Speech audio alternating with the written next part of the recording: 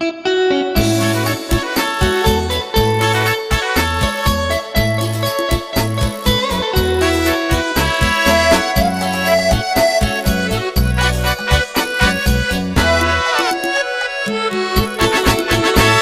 ไอหลายจริงได้มาพบน้องโอ้แม่เนื้อทองมีเจ้าของหรือว่างเปล่า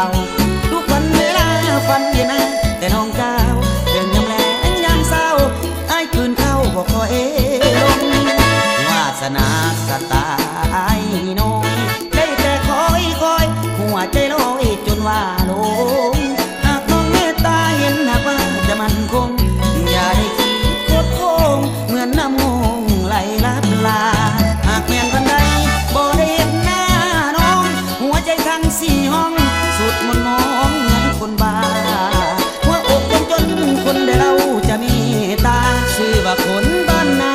บ่มีค่าพออาศัย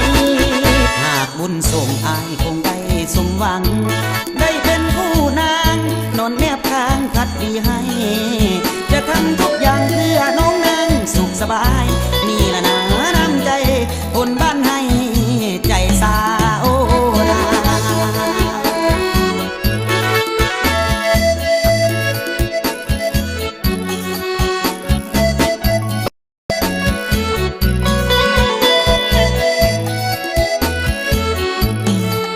หากแม่นวันใด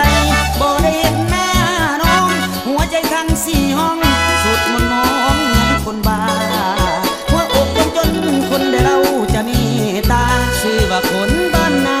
บ่มีค่าพออาศัยหากบุญส่งอายคงได้สมหวังได้เป็นผู้นางนอนแน